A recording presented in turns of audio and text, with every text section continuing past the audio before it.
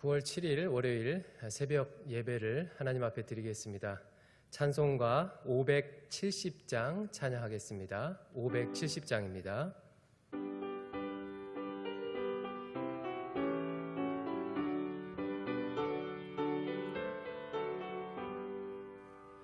주는 나를 기르시는 목자요, 나는 주님의 귀한 어린 양.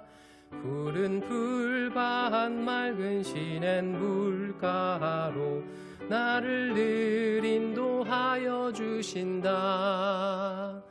주는 나의 좋은 목자, 나는 그의 어린 양. 저를 따라 꼴을 먹여주시니 내게 부족함 전혀 없어라. 예쁜 새들 노래하는 아침과 노을 비기는 고운 황혼에 사랑하는 나의 목자 음성이 나를 언제나 불러주신다. 주는 나의 좋은 목자, 나는 그의 어린 양. 저를 따라 꼴을 먹여주시니 내게 부족함 전혀 없어라. 못된 짐승 나를 해치 못하고 거친 비바람 상치 못하리. 나의 주님 강한 손을 펼치사 나를 주야로 지켜주신다. 주는 나의 좋은 목자, 나는 그의 어린 양. 저를 따라 꼴을 먹여주시니 내게 부족함 전혀 없어라. 아멘.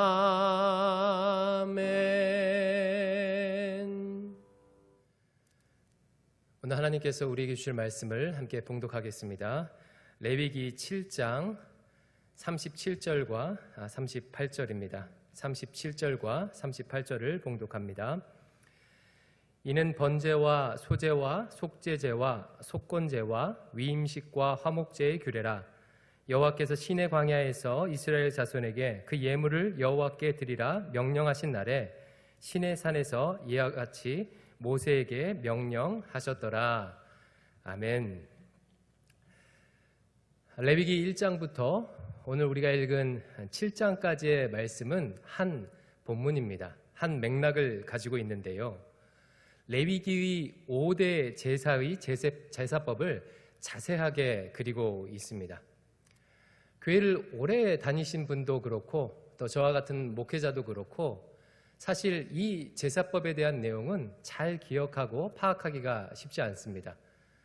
용어도 굉장히 복잡하고요. 그 내용도 복잡해서 알듯 말듯 하면서도 잘 잊어버리게 되는데요.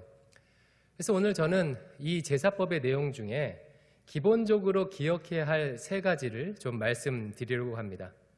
다른 건 몰라도 이 3가지 정도를 기억하면 이 제사법에 대해서 그래도 알고 있다라고 할 수 있는 그런 내용입니다. 첫 번째는 무엇이냐면 구약의 5대 제사가 무엇인지 그 종류를 아는 것입니다. 오늘 우리가 읽은 37절 말씀에 그 종류를 잘 요약해주고 있는데요. 37절 말씀을 다시 한번 우리 읽어보겠습니다. 이는 번제와 소제와 속제제와 속건제와 위임식과 화목제의 규례라. 여기 보니까 구약의 5대 제사를 잘 요약해주고 있는데 어떤 종류가 있습니까? 첫 번째는 번제, 그리고 소제, 그리고 속제제, 그리고 속건제, 이렇게 화목제, 이 5가지가 있죠. 이것이 바로 구약의 5대 제사입니다. 한번 다시 한번 외워볼까요? 먼저는 두 글자짜리 번제, 그리고 소제, 그리고 세 글자짜리, 본문의 순서는 화목제가 뒤에 나와 있는데 먼저 화목제를 외우십시오. 번제와 소제와 화목제는 자발적으로 드리는 제사입니다. 번제, 소제, 화목제, 속죄제, 속건제. 이 종류 5가지, 이 정도는 알고 있으셔야 하겠죠. 근데 말씀 보니까 위임식도 하나 있잖아요. 근데 위임식까지를 포함하게 되면 6대 제사가 되고요. 근데 이 위임식은 제사장에게만 특별히 국한된 것이기 때문에 보통 위임식은 제외하고 앞선 5가지를 5대 제사라고 합니다. 이 정도는 외우실 수 있으시겠죠. 이제 두 번째 기억할 것은 무엇이냐면, 그렇다면 이와 같은 제사를 어떻게 드리는 것이 하나님을 기쁘시게 드리는 것이 되는지, 어떻게 드리는 것이 잘 드리는 것인지를 아는 것입니다. 방금 읽었던 37절이 어떻게 드리면 잘 드리는 것인지를 보여주고 있는데, 37절을 다시 한 번 더 읽어보겠습니다. 37절입니다. 이는 번제와 소제와 속죄제와 속건제와 위임식과 화목제의 규례라. 그래서 제일 마지막에 뭐라고 하죠?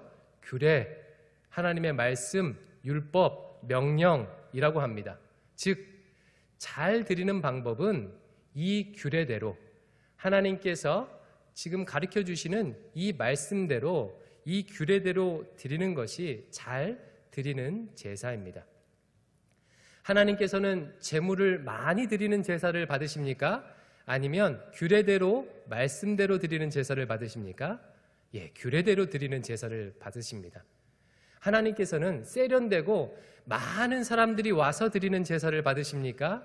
아니면 규례대로 드리는 제사를 받으십니까? 규례대로 드리는 제사를 받는다는 것입니다. 바로 이것이 두 번째 기억할 것이고요. 그리고 세 번째 기억할 것은 무엇이냐면 제사의 목적입니다. 왜 하나님께서 제사를 주셨는가?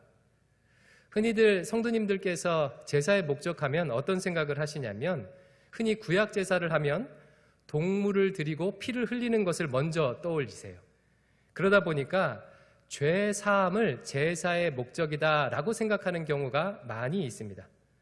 물론 맞습니다. 죄 사함은 제사의 중요 목적 중에 하나인데, 궁극적인 목적은 죄 사함이 아닙니다. 제사를 하나님께서 주시는 궁극적인 목적은 하나님을 만나도록 하기 위해서, 더 나아가서는 하나님과 하나 되도록 하기 위해서 제사 제도를 주셨습니다. 시간과 공간 안에 사는 우리가 시간과 공간을 초월하시는 하나님을 만날 수 있는 방편으로 제사를 주신 것입니다. 제사에 있어서 죄사함이 강조되는 이유도 바로 죄가 없어야 하나님을 만날 수 있고 하나님과 하나 될 수 있기 때문입니다. 속죄를 나타내는 영어 표현이 어톤먼트인데요. 어톤먼트를 단어를 분석해 보면 어톤, at one이란 뜻이에요. 그러니까 하나됨이 그 속죄 안에도 포함되어 있습니다. 하나님께서 제사를 주신 목적이 무엇이라고요? 하나님을 만나는 것, 더 나아가서 하나님과 하나 되는 것. 바로 이 세 가지를 여러분 기억하시면 되겠습니다. 세 가지를 한번 정리해 볼게요. 5대 제사에는 어떤 것이 있습니까? 두 글자짜리 번제, 소제, 그리고 화목제, 속죄제, 속건제. 이게 이제 구약의 5대 제사고, 제사를 잘 드리는 법은 무엇입니까? 규례대로, 말씀대로 드리는 제사가 잘 드리는 것이다. 그리고 세 번째로 제사의 목적은 무엇입니까? 하나님을 만나는 것, 하나님과 하나 되는 것. 이것이 제사의 목적입니다. 이 세 가지를 기억하셨다면 구약 제사 제도의 핵심은 다 기억하신 거예요. 그리고 이와 같은 구약 제사 제도의 정신은 신약에도 그대로 계승이 됩니다. 물론 문자적으로 제사 제도는 철폐되었지만 제사 제도가 가지고 있는 그 정신은 그대로 신약 시대에도 계승되게 되는데요. 먼저는요, 우리도 구약 시대처럼 다양한 형태를 통해서 하나님 앞에 나아가는 방법들을 가지고 있죠. 새벽 예배, 주일 예배, 수요 예배, 금요 기도회, 가정 예배, 개인 큐티, 이 다양한 형식들을 우리가 가지고 있습니다. 그리고 더 나아가서 우리가 성령 충만함을 누리고 영적으로 건강함을 유지하기 위해서는 이런 다양한 방식들을 가지고 있을 때 그것을 유지하고 있습니다. 주변에서 보면 흔히 영적으로 허덕이는 사람들의 특징은요, 하나님 앞에 나아가는 방식이 굉장히 제한적입니다. 즉 주일 예배 한 번만을 통해서 하나님 앞에 말씀 받고 은혜 받아요. 그러다 보니까 일주일 내내 영적으로 허덕일 수밖에 없는 거죠. 반대로 풍성한 은혜를 누리고 하나님 앞에 영적인 건강함을 누리는 사람들의 특징은요, 하나님 앞에 나아가는 다양한 형태의 방식이 있습니다. 가정에서는 가정 예배 드리고, 또 개인적으로 큐티하고, 또 교회에서 수요 예배, 또 오늘처럼 이렇게 새벽 예배, 또 금요 기도회도 드리고요. 또 직장 가서 나름대로 직장 신우회 모임도 갖는 등 여러 가지 다양한 방식을 가지고 있을 때 하나님 앞에 나아갈 수 있고 건강함을 유지할 수 있는 거죠. 두 번째로요, 또 하나님 앞에 나아갈 때는요, 예배할 때는 어떻게 예배해야 합니까? 구약과 똑같습니다. 말씀대로 예배할 때 하나님께서 받으시는 것입니다. 내 방식, 내 생각, 내 원함대로가 아니라 말씀대로 나아가는 것이 하나님 앞에 나아가는 자의 자세입니다. 그래서 요한복음 4장에 보면 하나님 앞에 예배하려고 하거든 신령과 진정으로 예배하라고 가르쳐주고 있죠. 이때 진정이 무엇입니까? 진리, 말씀입니다. 성령을 따라서 하나님의 말씀대로 드리는 예배를 하나님께서 받으신다고 하는 것입니다. 우리가 오늘 새벽 기도회 때도 이렇게 굳이 말씀 시간을 갖는 이유도 무엇입니까? 새벽 기도회니까 기도만 하면 될 텐데 매일 이렇게 하나님 앞에 말씀 받습니다. 그 이유는 우리의 기도가 말씀대로 되는 기도가 되기 위해서입니다. 하나님 말씀대로 기도할 때 하나님께서 그 기도를 받으시기 때문에 그런 거죠. 그래서 좋은 신앙이란 내 중심이 아니라 하나님 말씀대로 나아가는 신앙이 좋은 신앙인 것입니다. 세 번째로요, 이런 종교적 행위를, 이런 나아감의 행위를 통해서 우리가 궁극적으로 추구해야 될 것이 무엇입니까? 하나님을 만나는 것, 하나님과 하나 되는 것입니다.